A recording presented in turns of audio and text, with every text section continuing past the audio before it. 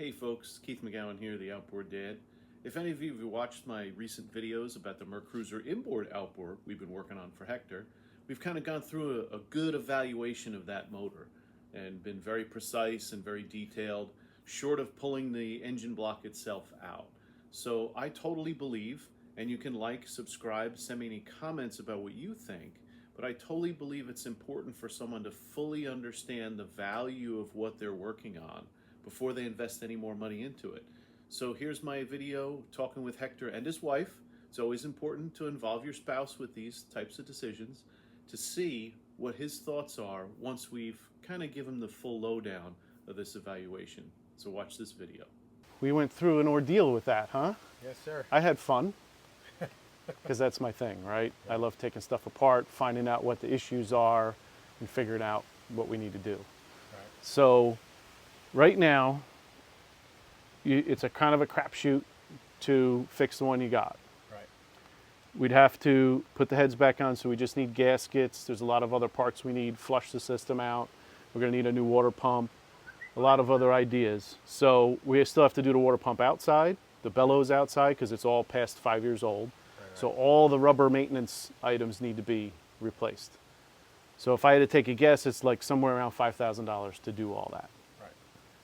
Which is like the minimum, get you back on the water, and then you kind of have to see how it goes. Like we take it on a test run first before you take the family out, just to make sure everything's okay. Make sure you don't sink.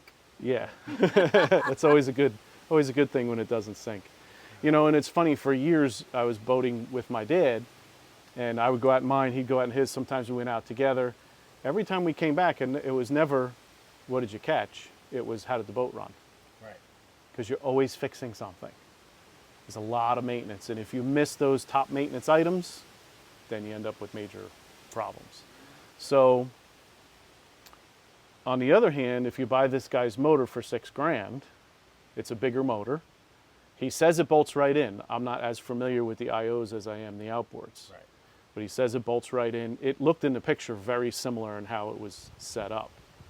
You're still going to need to get risers, still need to do all the maintenance, still need to get manifolds.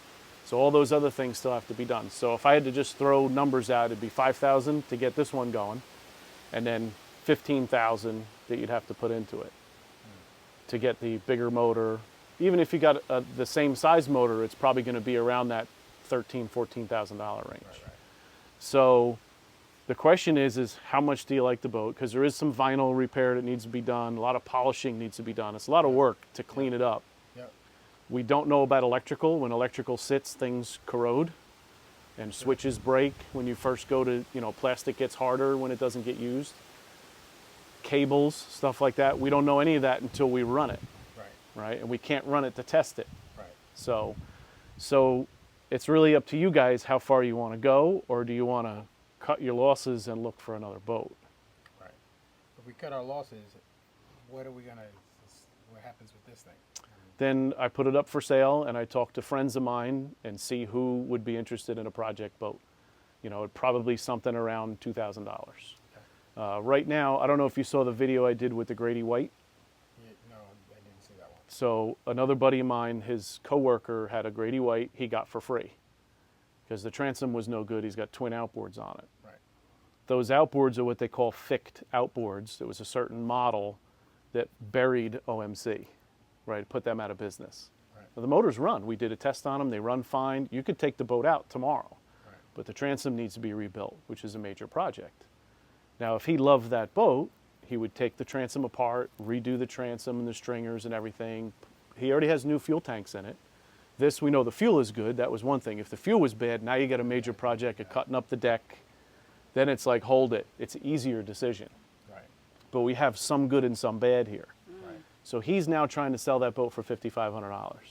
Someone gave it to him because they couldn't sell it, Right. So, and it didn't have a trailer, right? So he's got some issues there. Right.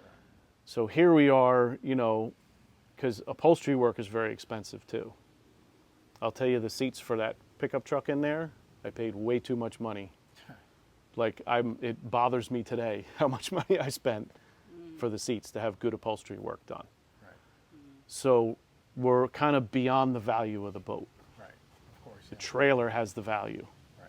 You know, you got a $1,500 trailer all day long. And that we can go through, do bearings, go through the brakes, and make it an upgraded trailer, you know, to try and sell it that way. So, again, if it was mine, being a mechanic, I'd put it all back together and go run it and see how it runs. Right. And if it blows up, you know, God forbid. I lost my time on it, right? But you still have to do all those maintenance items. Sure. Now, I could sell the outdrive separately. You can part the whole thing out, but then what do you do with the boat? That's the hard part. Right. So my personal opinion, you know how much I love outboards. Yep. Find a boat you like with twin outboards. Okay. You know, yes, it's going to be considerably I'm more. thinking, yeah, you know, when you first said 5,000, I was like, yeah, okay, we get it running, and then maybe I could still sell it. But if I sell it, I'm probably going to get no more than what I put into it anyway to get it to run. Yep. And then therefore, It's a I would've been trade-off. I would have been better off just taking the 2,000 and making something from it, Mm-hmm. and instead of walking away even. Yep. And A lot of remember work, a now, lot of work. we have a full evaluation of the boat. Yeah. We're not selling it going as is, take it, I don't know, motor's Yeah. locked up. Yeah. Motor's not locked up, it was locked up, but here's all the someone who wants to rebuild it can come and Right. look at all that, because there's guys out there that would just slap this back together, Yep. not do the maintenance stuff on it, just they'll find the risers used somewhere, Right. right? Or they work at a marina and they have those spare motors. If you just put in Mercruiser and Facebook Marketplace, there's parts and stuff used all over the place. Okay. So those outboards I have in my shop, two of them are 150 horse. I pay $500 for those. Wow. Wow. So you can find them and you can find the deals, Yep. you know, when you know the game, right? Sure. Yeah. So, All right, so I'm thinking that's probably the safest bet. It's just to see if we can get a couple thousand for it, okay. you know, and then if I want to get another boat, start out fresh again. I would tend to lean that way myself. A smaller one. A less maintenance one. Smaller one, yeah. I mean, if you don't want to get too much smaller than that, and if you're going to be in the bay and things like that. Yes. You know what I'm saying? So, you know, So, if you want to get a small one, we got to be like on a lake, something like that. You know what I'm saying? But if we're going to go in the bay, that's about the perfect size. That you It want. is. You want to stay right around there. so where did you normally go boating? Raritan Bay. Okay. We trailed it up to Great. What's that? Hudson? Lake George? Lake George. Okay. We go up to Hudson a lot. We Okay. go to City Field to watch the Mets. Okay. Yeah. Cool. You know, and which was pretty cool. You just park it over there for Uh-huh. $20. Beats traffic. And then, Yep. You know, well, gas you got it's a trade-off, traffic. Yes. But Now, the you know, four-stroke we would make a day- outboards- We would make a day out of it and just Yeah. cruise around Manhattan and everything like The that. four-stroke and- outboards would cut your fuel in half. Yeah. Because they're all, this is fuel injected, so it's better, but they use so much less fuel. yeah. And now you have two motors on the back. Right. One dies, you're still making it back in Right. without calling CETO, which is Right. another expense, Yes. Right. right? So again, the maintenance, which we can help you with that. We can go through and educate ourselves on all the maintenance that's needed, Sure, yeah, so it yeah. can last as long And as that it would have been can. helpful as well. I never owned it. That's my first boat. So we had it for 22 years. Okay. Outside of the last 4 or 5 years that we didn't use it, Right. you know, you know, it was running well for many years, and then it was just the last few years, it was just like one nightmare after the other. Yep. 5,000 here, 4,000 there. It's just It's just a shame to me that no one spent the time to educate you. yeah. So I did a video just yesterday on the first parts guy that helped me with parts when I was like 18 years old. Yeah. I still have his number. I talked to him about your boat. Yeah. You know, That's wonderful. yeah, it's really cool how these people stuck together over the years. Yeah. So the first thing he said to me is, "Oh, it's locked up." Yeah, they probably didn't change the risers in time and got water in the engine, right? And yeah, that's exactly what happened. You know, so learning that maintenance is going to be key to having fun and not being out there. Did you hear something? Right? You don't want to live that kind of life on a boat where did that sound mean something, or was something wrong there? You know, or being worried about it all the time.